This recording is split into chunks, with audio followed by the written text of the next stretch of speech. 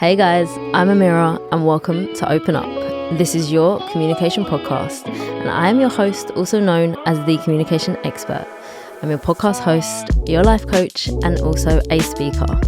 Each and every single week, I'm going to be bringing you conversations to help you level up the way that you communicate, whether that's with yourself or in your relationships. Through each conversation, you're going to leave with food for thought, skills that you didn't know you needed, and ways to develop your relationships. So join me here as you learn the lessons that you didn't get to learn at school. Pull up a seat and join us as we open up. Okay, welcome to today's episode, which, if I have timed this correctly, is the first episode of 2024, brand new year, fresh start, clean slate. Now we're going to talk about that in a second. Now, I was looking at the episodes I've recorded so far when it comes to solo episodes, and I don't think I've got an episode yet on intentions, goals, habits. Now, whether you listen to this episode in real time or you come back to it at any point in the year, it is going to be a very relevant episode. But I also thought it would be beautiful to release it at some point in January. Hopefully this is like early on in Jan. And for us to talk about actually, how are we going to create better habits? Why do we need to build better habits? What's kind of the implication or the positive impact it's going to have on our life? And considering I talk a lot about change, growing, evolving, your toolkit, doing something differently, habits is essentially going to be exactly how you do this. Now, if you are one of my OGs, you will know that I'm not about the New Year hype. I actually really hate it. And my team literally just pulled a face, probably because they're not expecting it from me. But I'm actually going to explain to you why. So I always feel like so much pressure around this time of year to make sure that I've got my goals in check, to make sure that I have set my intentions for the year. And if I look back at like my life growing up at school and also my corporate life, no surprise, but I've always overdone it. So I've always overcooked what I'm trying to achieve, the goals I want to set. And it's actually meant that I've missed the moment. And I'm always have been in the past thinking about what's coming next. All right, we've achieved that tick. Let's move on to the next thing. And it's like I was constantly chasing that dopamine effect. Now, in a second, I'm going to get into like terminology and defining it.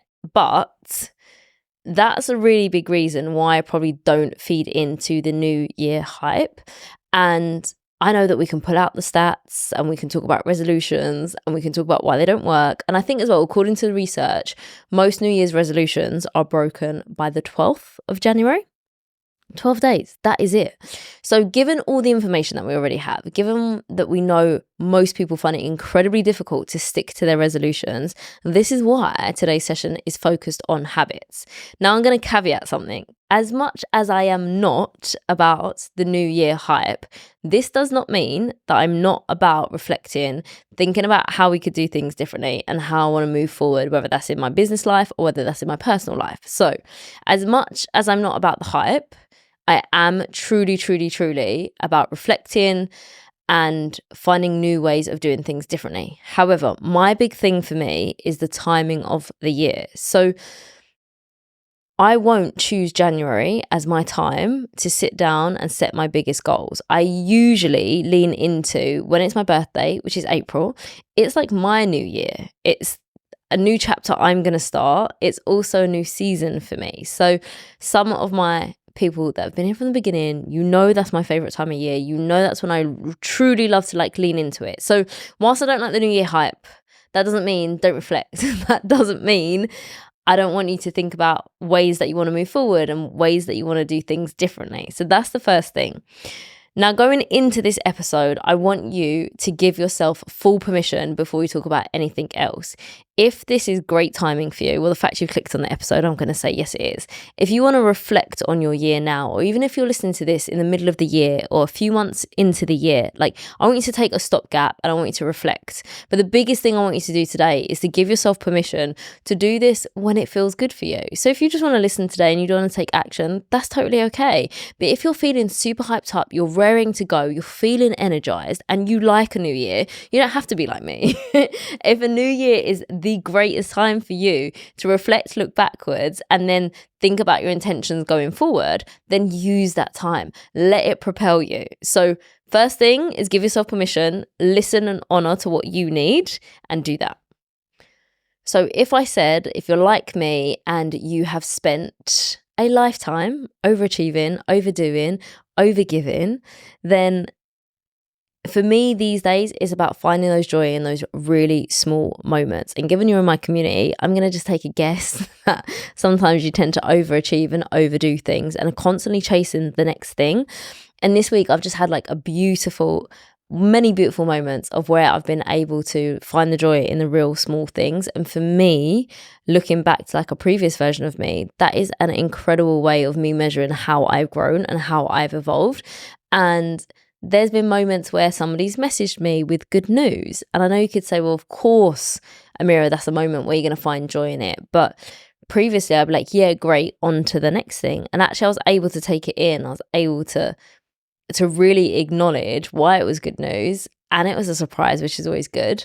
I've also found joy in being able to train. I've had a couple of weeks not training, which we'll talk about in a second. So a lot of joy from really small moments. So that's why I want to go into this episode with your permission slip. Now, as we talk about habits, I feel like let's just kick off this episode with a few definitions, because this time of year, you're going to hear goal setting, you're going to hear intentions, you're going to hear manifest your life, you're going to hear, okay, build better habits. So what are each of them? What do each of them mean even? And how do they all relate to each other? Now, I want things to always make sense. I want you to end this episode and feel like you've got more clarity, not come away from it feeling more confused. So let's kick off with the definition of goals. Your goal is your end point. Now, that doesn't mean your end point in life, okay? You're going to have many goals, but they are your milestones throughout your life, and they can change, they can evolve. As you achieve them, you're going to create new ones. But goals are your end point. It's the marker or the milestone that you want to get to. Now, I am usually against goals. This doesn't mean I don't have goals or never use them, but I think you need to understand how to set goals and use them in a wider context of your life. Goals is only one part. And I think sometimes we've focused so much on the outcome that we miss so many bits in the middle. I'm going to read a quote from our beautiful James Clear, author of Atomic Habits. I do not think I could do this episode today without reading a quote, but this really kind of, for me, pinpoints why I'm not a fan of only focusing on goals. So he says, the problem with a goals first mentality is that you're continually putting happiness off until the next milestone. And this goes back to me explaining how I lived through my school life, how I lived through my corporate life. It's like that next dopamine hit. And actually, we lose a lot of the joy in understanding how we're growing through the process. And often, if we don't hit that target or that goal or that achievement, we can often feel unworthy, not good enough, and we miss all the other moments that have actually been a part of that as well. So whilst goals are important, and I'm not saying to you don't set them, I want you to also think about the next two things which are really important, which are going to be your intentions and your habits. So as an example, I think it'll be good to set the scene. I'm going to give an example of a goal that I could have, and then we're going to actually think about how would that change if we apply an intention to it and we think about the habit. So a goal for me could be to have 50,000 downloads per podcast episode. We're putting it out there. Putting it out there to the team. So that's a goal, okay? That's a target, that's a figure. Either we're going to hit it or we're not. That's essentially how goals work. Now, how does that change if we then think about the intention behind it? So your intention is essentially why. Why is that goal important to you? And often we set goals because we think we should. And I think someone literally in the last couple of weeks said to me, Amira, I actually hate New Year. I don't even set goals anymore. Now, I wanted to say to them, no, goals are like not all bad and I want you to set them, but I want you to understand why are you setting them? Why does it matter to you? Why is it important to you? Where do you want to move to? What's kind of like the direction you want to evolve in? So intentions, by setting your intentions, it's really about understanding why you want to do something, what type of person you want to be, and how do you want to show up in that process. And I think a really beautiful example is I've just finished working with a client and one of their goals was to leave their employed corporate life and set up their own business. Now, I would say that it has taken them longer than they would have liked and it's taken them longer than expected. However, life has thrown some pretty big curveballs at them at this, like throughout this period. And whilst I still want them to honor that goal and they've actually achieved it, so I'm super happy for them. The important part of this has also been understanding like their intention. Why did they want this? How are we constantly working through it? But also how are we adapting as life has thrown things at them that they didn't expect? So when we have an intention behind our goal, it's going to mean a lot more.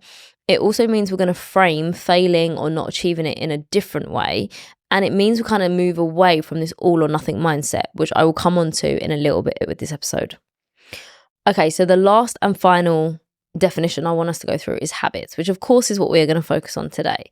Now, if you've read Atomic Habits by James Clear, he advocates for habits and being able to change your behavior. So that is essentially why you want habits. Habits change your behavior. They are going to allow you to progress, whether it's with your health, whether it's in your friendships, whether it's in your love life. So your habits help you to actually make the changes that you really want. And I think especially in the field that I work in, that's the whole point of having a coach, right? You want something, you want to do something differently. You want a different outcome in your life. You want a different result. You want to change something. Maybe you want to improve something. Maybe you want to start dating. Maybe you want to go into a healthy relationships. And actually, if we can understand how to create better habits, then you're actually going to be able to drive the behavior change. Now, I always say, especially as I'm talking about communication, whether that's with yourself or in any relationship, I could give you all of the tools and say, here you go, now go be a better communicator. However, if you don't learn how to actually build the habits that where you're going to be able to embed these skills, then they're going to be useless. And my biggest thing, if you're working with me, is I want you to get that behavioral change, that habit that's going to stand you instead for a lifetime until you next want to change it or you next want to improve it. So that's an incredibly important part.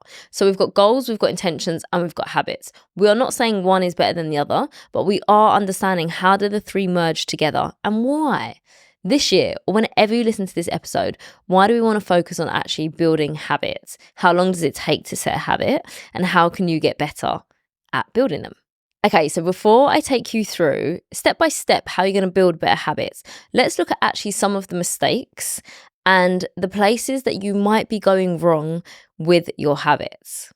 First thing is we are trying to do it all and do too much. Theme of today is very much overdoing, okay? We're trying to do too much. We're constantly on to the next thing. Now, the first thing I want to say is I'm not trying to get you to slow down. You're also talking to me, okay? I love being busy. I love feeling inspired. I love working on multiple things at one time. Like that's what gives me energy. That's what inspires me. So whilst I'm talking today a lot about overgiving, I'm not asking you to completely change who you are.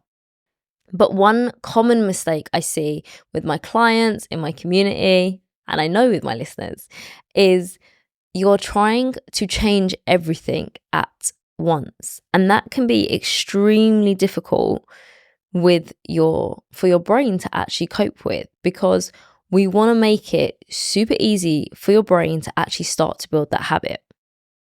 Now, a mindset that also comes with that is this very much all or nothing mindset. And this actually came up with one of my clients this week and they pointed it out, not me. We've been working together for a long time. So seeing them piece things together and being able to play it back to me is like growth on a very different level. And we go wrong with these habits because we think if we've fallen off our habit bandwagon, if perhaps we broke the habit, that we're not good enough, and that if we've got this all or nothing mindset, we're just going to pack it in. Now, I think probably one of the most common questions I get asked on a personal level when it comes to habits is, Amira, you always seem to work out. You always seem to be pretty strict with your schedule. How do you manage to like fit it in, especially when you're busy? Now, there's probably like two things to this. The first thing I would say is it forms part of my non-negotiable. And so it's not really a piece of my life that is for debate.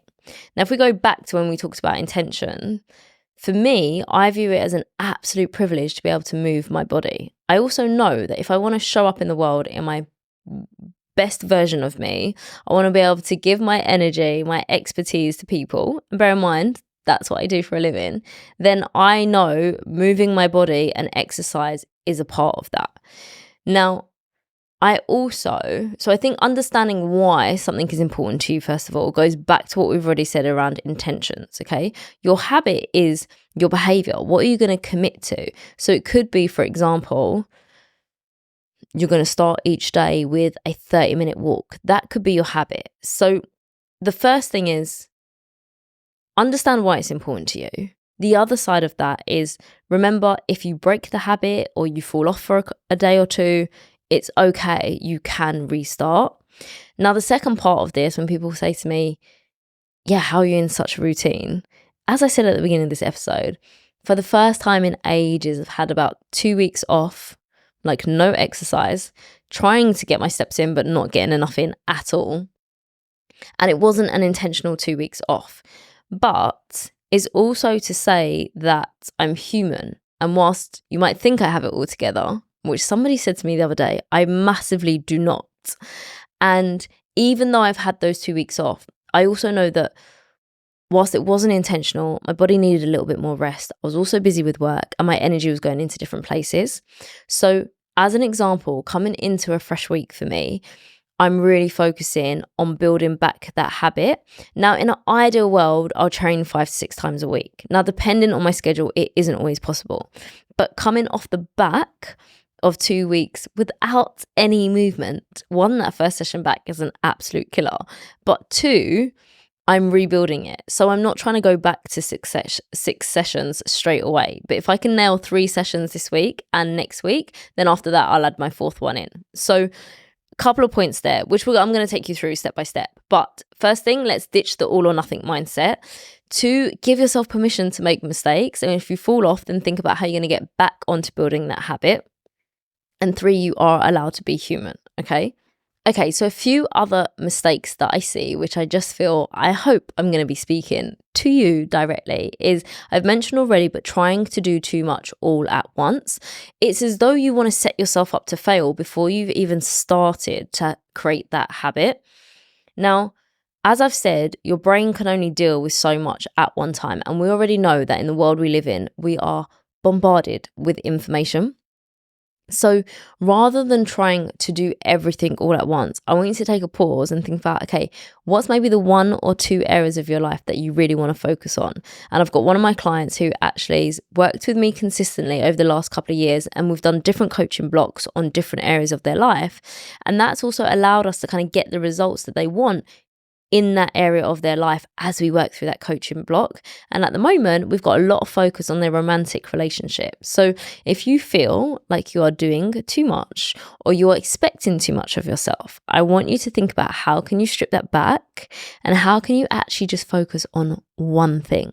You're going to give yourself such a better chance of actually building a habit that's going to last. Now, another mistake is relying on willpower and discipline. Now, this is also going to link into your negative self-talk, that criticism, that berating yourself, that beating yourself up. Sound familiar? Now, building better habits doesn't mean have more willpower. Now, I know as well when I come back to like my gym workout or my like exercise routine, people say to me, like, you're so disciplined. I am, but there are also days where I'm not motivated. There are also days where I really struggle, and that could be in business, that could be when I'm working out. So it's a really unfair expectation for you to have of yourself to only rely on willpower and discipline. Like I said about one of my previous clients, they had a goal and they had an intention as to why it was important to them, but life threw them curveballs. And sometimes that means you're going to have to adapt. Sometimes that means stripping back. Sometimes that means putting something on pause. And the last and final thing, I'm smiling as I say this because this is a mistake that you might not want to hear. And I feel like sometimes it can be one of the harder ones to change. But your environment and the people that you surround yourself with have a very big impact on whether your habit is going to last or not. Think about it like this. If you are a smoker, or you deem yourself, that's how you view yourself, that's kind of like your story, your narrative, and you're trying to, let's not even say give up smoking, you're trying to reduce the amount that you smoke each day. If you are around a group of smokers, guess what? That's going to be incredibly hard. Now, one thing I want to say on this as we go through step by step, actually, how do you build better habits? I'm not saying to go and ditch your friends or go and ditch people when you're trying to shift your habit, but I do want you to be mindful about it. And it's a really similar thing in terms of if you're trying to eat healthily, but you're in a household where everybody's doing the opposite, it's really difficult to then create a new habit, because you already have an automatic way of thinking and you'll revert back to that, which will probably be the unhelpful or the unhealthy habit.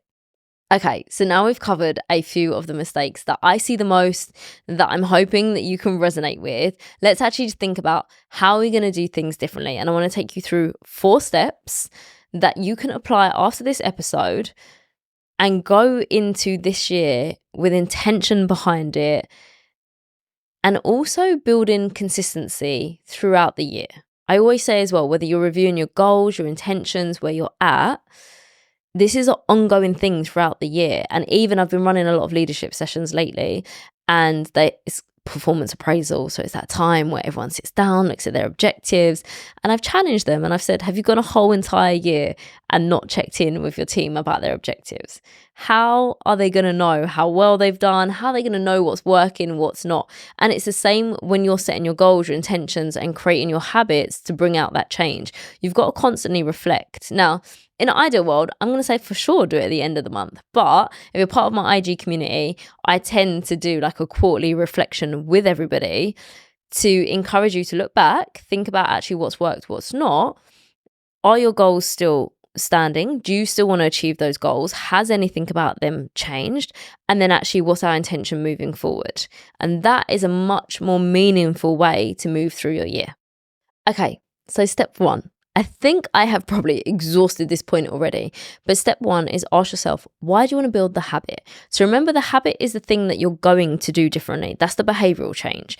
Maybe it is to start meditating 15 minutes in the morning. I don't know why I use that as an example, but that's the one in my head. Maybe it is to listen to a podcast a day. Maybe it's to read more. Now, I said that in a really generic way because your habit has to be something very, very specific, okay? So rather than saying I want to read more, your habit could be I want to read 15 minutes before bed 3 times a week, okay? That's your habit. That's your behavioral change that you're going to do. So going back to my example around health and fitness, why? Why is that important to me? I show up better in the world. I feel better. It isn't a chore for me. I really enjoy it as well. So that's why it feels a lot easier, even on the days when I'm tired, even on the days when sometimes I have to drag myself there because I don't have willpower. It is a habit and it's a non-negotiable in my diary. Now, the other part of this in terms of why do you want to build that habit is I want you to think about embodying the version of that person that you want to be. So if, for example, you want to lose weight, or I've used every example that's not a communication example today. I'm going to throw a different one in.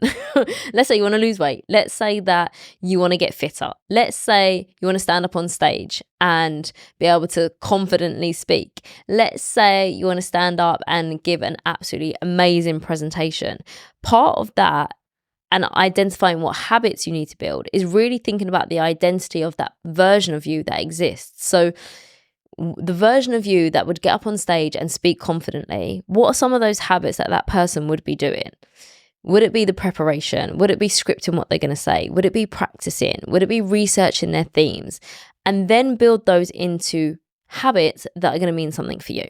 So that is step one. Step one is very much around why, and also thinking about embodying the identity of the person that you want to become. Okay. A lot is around letting go of our old narratives. I remember as well, I've said this before, probably on other podcasts as well, but for a very long time, I said to myself, I wasn't creative. I wasn't an entrepreneur. Guess what? It took me a long time to let go of those narratives and those identities to be able to step into my shoes as a business owner. Okay, step number 2. This goes back to our mistake when we talked about trying to do too much too soon. I want you to start small. Now, as my overachievers, this can feel painfully slow. This can feel like you're not doing enough. This can feel like you aren't moving forward quick enough. However, the reason we want to start small is because you're going to retrain and recondition your body, and you have more of a chance of that habit becoming a change in behavior.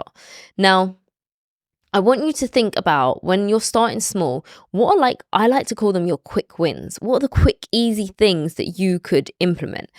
And how can you make it as easy for yourself as possible? Okay. Example, if you're going to say, I'm going to go run 5K, but you don't run at all at the moment, that's not you starting small. Okay. Now you might say to me, Amira, I don't want to run for a minute and then walk for a minute because that's boring, or I'm not going to progress quick enough. But it's actually, this will lead into my next point. That is actually how you're going to build the habit and have way more of a chance of that habit lasting and creating the change that you want. So starting small is incredibly important. Make it as easy for yourself as possible. Now I'm going to share a beautiful client example because I think that one of my clients just demonstrated this beautifully. So we were talking about starting a habit of journaling. And for this particular client, I mean, I swear by journaling. So I encourage a lot of my clients to do it. And we really talk about finding a way of them doing it in a way that's super authentic for them. And my client said to me, they're a little bit apprehensive. They are a very fast thinker and a quick thinker. And the reason I really wanted them to journal is it was going to give them headspace and time to process. And they said to me, yeah, I get my head into a mess about it. And then I overthink, have I got the right journal? And then I question if anyone's going to see it. And then I just stare at the page and I just don't know what to say. So we broke down some of the barriers as to why they found it difficult to actually start. And then we started small. And what may sound so simple was so effective. So we started with a ritual where they would journal for just 2 minutes. They would set a timer. As soon as that timer was up, that's it. They didn't need to journal anymore, pen down, and they could go about their day. Now I think we started with 3 times a week because that's what felt manageable for them. So again, it wasn't that they needed to journal every day, but it was a set amount of time throughout the week and for only 2 minutes. Now, we are still in the process of building this habit, but it is going very well. And recently they said to me, I actually journaled for the longest time I've ever been able to journal so far. And this is where they're starting to build that habit. They've tested it. They're starting to trust themselves a little bit more. And that's where you kind of improve or increase what I call your tolerance level, or then your willpower, because you realize that you can do something. So rather than trying to go from A to Z, you're going from A to B. Okay. And just like that, it leads me so beautifully into step 3. So I also want you to think about, rather than going from A to B, rather even going from A to Z, I want you to go from A to B. So this really means when it comes to your habits that you're trying to create, can we please chunk them up? Can we please look at them in milestones? If you want to go and be the best public speaker in the world, or you want to be renowned at leading a team, then that's great. I want you to have that goal and I want you to understand why it's important to you. But more than anything is I want you to chunk that up. And again, going back to that 5K example, are we going to just go out one day and run 5K? If you're not used to it, you're probably going to come back injured. You're going to feel that it was too much. And this also kind of goes against the grain of where we're trying to create consistency. So I want you to think about, I love this. I learned this when I was in corporate world from a incredible psychologist, and we had a couple of sessions with him, and absolutely incredible. And he talked about your 1% marginal gains. I call them AKA your baby steps. Okay. So chunk it up rather than thinking about your end goal, even if that is, I want to have a renowned business. Okay, that's probably going to scare the hell out of you. Have it. We want those goals. We want those big things that scare you, but then chunk it up. What is the 1% marginal gain that is going to move you forward today? That is it. Instead of looking at the whole entire staircase, I want you to literally look at the next step. And if you can do that day in and day out, also sometimes that 1% will be rest. But if you have that compound effect, then 6 months to 12 months from now, whatever area of your life you're focusing on is going to look different. I can literally promise you that. Okay, and step number 4, which is the final one I'm going to share with you today, is stop thinking that when you've broken a habit, that is it, and you can't get back on the bandwagon. Now, there's research out there that shows if you've missed a habit by one day, you literally can get back on it the next day and it will have little to no effect. Now, the longer you step away from that habit, then yes, the harder it is to come back to it.